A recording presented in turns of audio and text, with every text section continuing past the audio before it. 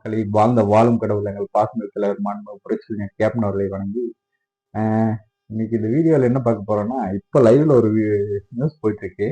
அதாவது அதிமுக கூட்டணிக்குள் தேமுதிகவை எப்படியாவது கொண்டு வந்துடணும் அப்படின்னு சொல்லிட்டு இன்னைக்கு அதிமுகவுடைய மாவட்ட செயலாளர்கள் கூட்டம் நடந்திருக்கு. அந்த கூட்டத்துல அனைத்து மாவட்ட செயலாளர்களுடைய கோரிக்கையாகவும் இந்த ஒரு கோரிக்கை இருந்திருக்கு. எடப்பாடி பழனிசாமி அவர்கிட்ட அதிமுக கூட்டணிக்குள் தேமுதிகவை எப்படியாவது கொண்டு வந்துருங்க அப்படின்னு சொல்லிட்டு கோரிக்கை வச்சிருக்காங்க. இவங்க தான் அதிமுக சார்ந்த மாவட்ட செயலாளர்கள், அதிமுகவின் நிர்வாகிகள். அதாவது கட்சிங்கிறது என்னன்னு தெரியும், இந்த மாதிரிலாம் இருக்கு. இன்னும் சிலர் அரசியல் விமர்சகர்கள் வந்து டிவியில உட்காந்து பேசிட்டு இருப்பாங்களே, தேமுதிக ஒண்ணுமே இல்லை, தேமுதிக அந்த கட்சியை அலைஞ்சு போச்சு, அவங்களுக்கு ஓட் பேங்கே இல்லை, அப்படி இப்படின்னு சொல்லிட்டு இப்ப இவங்க வந்து எவ்வளவு ஒரு முக்கியத்துவமா கருதி இருந்தாங்கன்னா, இது ஒரு கோரிக்கையா ஐயா எடப்பாடி பழனிசாமி கிட்ட இவங்க வச்சிருப்பாங்க. தேமுதிகவுடைய பலம் என்னன்னு ஒவ்வொரு அதிமுக காரங்களுக்கும் அவங்க கட்சி வேலை பண்ணியிருப்பாங்கல்ல, போன எலெக்ஷன்ல எங்க தொண்டர்கள் எவ்வளவு தூரம் உழைச்சிருக்காங்கன்னு அவங்களுக்கு தெரியும், நாங்க எவ்வளவு உண்மையா உழைச்சிருக்கோம்னு அவங்களுக்கு தெரியும்.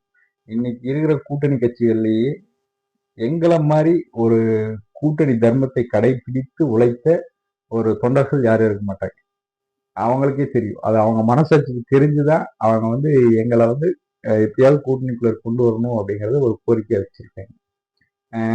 அது மட்டும் இல்லாம எங்க தொண்டர்கள் வந்து இன்னைக்கு தமிழா பாண்டியனும் இந்த திருச்சி சூர்யாட்டு ஒருத்தர், இவங்க 2 பேர்த்தையும் போட்டு வறுத்தெடுத்துட்டு இருக்காங்க. அதுல வந்து இந்த தமிழா பாண்டியன் ஐயா அவருக்கு வயசாகி போச்சு, வேலைக்கு போயில கஷ்டப்பட்டு சம்பாதிக்க முடியாது நம்மள மாதிரி, நம்ம போய் வேலை செஞ்சாதான் காசு சம்பாதிச்சு வந்து குடும்பத்தை பார்த்துட்டு இருக்கோம். ஐயா அவருக்கு வயசாகி போச்சு, அதுவும் இல்லாம கை கால் ஏதோ வராது போல. அவர் வந்து ஒரு இதுல உட்காந்துக்கிறாரு, வாய் மட்டும் நல்லா உட்காது. அந்த வாயை வச்சு அப்படியே அவருக்கான ஒரு கட்டுக்கதை இருக்கும். அந்த கட்டுக்கதையை அவுத்து விட்டு குறிப்பா தேமுதிகவை எவ்வளவு தாழ்த்தி பேசணும், எவ்வளவு இது பண்ணணும் அப்படிங்கறது ஒரு டார்கெட் வச்சு பேசுறாரு. அவருக்கு ஏதோ ஒரு 2000மோ 3000மோ கொடுப்பாங்க போல, அதை வச்சு அவர் குடும்பத்தை பார்த்துட்டு இருக்காரு. அவர் குடும்பத்தை பார்த்துட்டு இருக்கிற சூழல்ல எங்க கட்சிக்காரங்க எல்லாம் கோவப்பட்டு கிட்டத்தட்ட ஒரு 1000 காலுக்கு மேல போயிருக்கும் போல. ஒரு திருச்சி சூர்யா ஒரு நியூஸ் சேனல்ல வந்து உட்காந்துட்டு அப்படி புலம்புறாரு. அதிகபட்சம் போச்சுன்னா ஒரு 1000 கால் வந்திருக்கும். 1000 கால் அவ்வளவுதான் வந்துட்டே இருந்தது. ஆமா, 4 நாளா அதிகபட்சம் போச்சுன்னா 1000 கால். அதாவது அவர் பொறுப்பில் இருக்காரு, அவரும் போன் பண்ணிட்டு இருக்காரு. அப்போ அந்த தமிழா பாண்டியன் ஆன் பண்ணி வச்சுட்டு பேசாம அப்படியே சைலண்டா இருந்துட்டாரு. ஹலோ ஐயா, பாண்டி ஐயா. ஹலோ ஐயா, அந்த 4 செவத்துக்குள்ள உட்காந்து பேசுற பாண்டியன் தானேங்க? ஹலோ ஐயா, கொஞ்சம் போன் எடுத்து பேசுனீங்கன்னா பரவாயில்ல. போனை ஆன் பண்ணி வச்சுட்டு பேசாம இருந்தீங்கன்னா என்ன பண்றதுங்க? ஹலோ ஐயா பாண்டியா. ஹலோ ஹலோ உங்க அந்த வாயை திறந்தா ஒரு வார்த்தை பேசுங்களேன். ஏன்னா மணிக்கணக்கில் பேசுற ஆளுங்க நீங்க.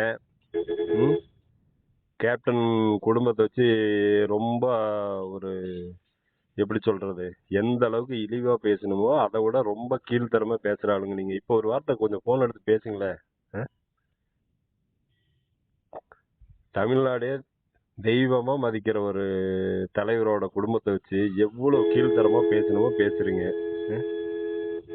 ஐயா பாண்டியா, கொஞ்சம் போன் எடுங்க, போனை பேசுங்க ஐயா. போனை ஆன் பண்ணி வச்சீங்கன்னா என்ன பண்றது? ஹலோ தமிழா பாண்டியா. ஹலோ ஹலோ நீ மனுஷனா இருக்கிறதே யோக்கியது இல்லை. நீ எல்லாம் பூமியில இருக்காது, செத்து பேர். போன் எடுத்து பேசுறது உனக்கு யோக்கியது இல்லை. நீ எல்லாம் எதுக்குலாம் நீ போய் உட்காந்துட்டு பேசிட்டு இருக்கிற?